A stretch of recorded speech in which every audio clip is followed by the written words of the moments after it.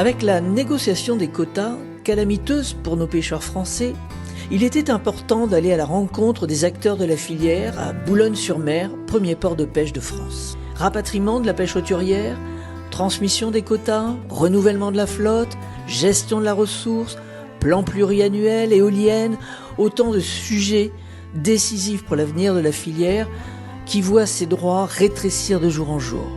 Autant de sujets abordés avec notamment l'inquiétude sur la future stratégie britannique d'éviction de nos flottilles. On est aujourd'hui sur les quais de la Criée à Boulogne-sur-Mer où on a rencontré des marailleurs, des hommes, des femmes de passion toujours. Et on est avec Alexis. Est-ce que vous pouvez nous parler déjà, Alexis, du port de Boulogne-sur-Mer? Quels sont les atouts de Boulogne? C'est encore d'avoir un port qui fonctionne bien et qui est encore opérationnel. Et on a des infrastructures autour qui sont encore là. Il suffit de vouloir remettre tout ça en ordre. Le port, il est quand même vidé par rapport à il y a 15 ans en arrière. Vous auriez vu avant, il y avait des dockers, il y avait de la vie, quoi. Regardez, il est 7h du matin, regardez, c'est pratiquement mort, quoi. Je veux dire, quand j'entends parler de surpêche, mais où est-ce qu'ils ont vu une surpêche? Quand on voit que sur le port de Boulogne, avant, il y avait 20 gros chalutiers de pêche hauturière, on n'a pas su aider les pêcheurs à reconstruire une nouvelle flottille. Et on les a plus dégoûtés qu'autre chose avec cette commission européenne. Effectivement, l'Union européenne est en train de tuer cette pêche artisanale à laquelle les Français d'ailleurs sont très attachés, qui est une pêche vertueuse parce que la liberté, ça ne veut pas dire non plus faire n'importe quoi. Ça veut dire aussi avoir la notion du renouvellement de la ressource et je crois que nos pêcheurs sont parfaitement responsables et sensibles à ces problématiques. Il ne peut pas s'implanter un jeune aujourd'hui. Il ne peut pas parce que... problème de relève. Parce qu'il faut qu'il achète un vieux bateau. Il faut qu'il achète un vieux bateau qui a des antériorités, qui a des quotas. Et puis, qui coûte cher à l'entretien. Qui coûte cher à l'entretien. Et puis, pour refaire un bateau neuf, c'est cher. Donc, effectivement, il faut les laisser travailler. Je crois que c'est ce qu'on demande et c'est ce qu'ils demandent, le droit de travailler, de vivre de son travail.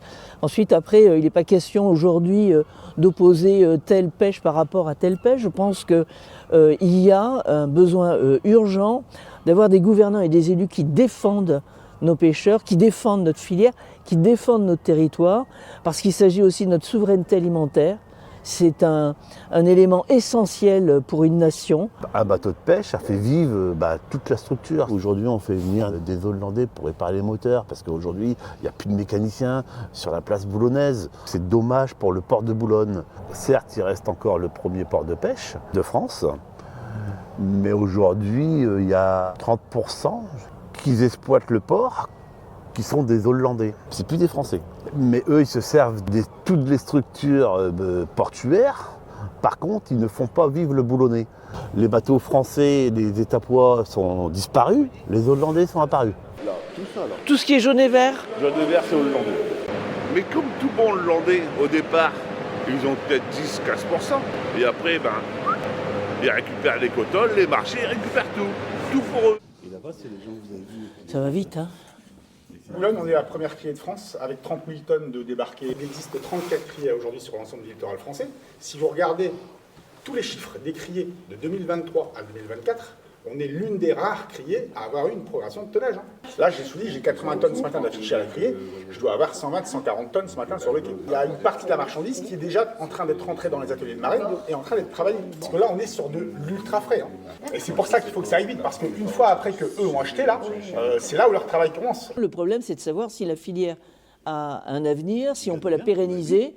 Et c'est ça qui est en danger, en fait. Malgré tout, même si ça reste compliqué, il y a des schémas qui sont trouvés pour qu'on puisse continuer à avoir de nouveaux bateaux et avoir de nouveaux apports. Parce que qui dit bateau, dit apport. Mais moi, je ne vois pas des gens qui pleurent quand je suis dans le monde de la pêche. Je vois des gens qui ont envie qu'on les laisse travailler. On pleure par rapport aux contraintes administratives. Par rapport aux contraintes. Mais là, aujourd'hui, comment voulez-vous qu'un jeune prenne un bateau et s'installe? On n'a pas de vision à 3 ans. Et les pêcheurs ont des visions à court terme. Et c'est normal, puisque de toute façon, ils n'ont pas la possibilité de faire des projections. Parce qu'ils ne savent pas exactement qu'est-ce qu'ils vont avoir à pêcher l'année prochaine. Je redoute que l'Union européenne est dans l'idée de faire disparaître cette petite pêche artisanale, d'avoir des gros bateaux qu'elle gérera plus facilement. Et pour moi, c'est plus dangereux parce qu'un petit bateau, une pêche artisanale et surtout traditionnelle et puis qui s'est perpétuée quelquefois de génération en génération, elle est responsable, elle est vertueuse, elle n'a pas envie de tuer la ressource. Tandis que les gros bateaux, ils vont ailleurs, ils achètent d'autres quotas, ils se débrouillent. Et là, il y a un vrai problème. Pour revenir à Boulogne, moi je dis qu'il y a de l'avenir dans la pêche, c'est un beau métier, il faut qu'on soit vraiment aidé politiquement. Et moi ça, je compte sur des gens comme vous pour vraiment appuyer sur le bouton inverse qui nous fait revivre et qui nous fait être heureux dans la vie. Quoi. Parce que nous, ce qu'on veut, c'est être heureux. Vous pouvez compter sur nous. C'est pour ça que je suis venu. C'est aussi pour faire connaître ces hommes et ces femmes. Et parce que plus on les connaît, plus on les aime. Et je pense que c'est ce retour un petit peu à cette philosophie localiste, remettre l'humain au niveau, au milieu du village, pourquoi nous nous défendons et pourquoi nous sommes, en tout cas je me suis déplacée. Donc moi, je veux dire, je suis venu aussi les écouter, faire remonter leur voix, en tenir compte et prendre les dispositions qui s'imposent. Je crois qu'il faut défendre nos pêcheurs d'abord, nos territoires et notre souveraineté. Et je tiens aussi au passage à leur dire merci, parce que s'ils n'étaient pas là, un jour ou l'autre, nous serions et nous serons peut-être en grande difficulté. Donc ils sont les piliers de notre nation et on serait peu de choses si on n'avait pas ces agriculteurs et ces pêcheurs. En tout cas, merci et bravo, parce que vous avez une sacrée résilience, beaucoup de courage et d'avoir réussi à tenir jusqu'ici. Je peux vous assurer que les Français sont avec vous. Et qu'à travers ces petits reportages, j'espère qu'ils apprendront encore à mieux vous connaître et à mieux vous aimer.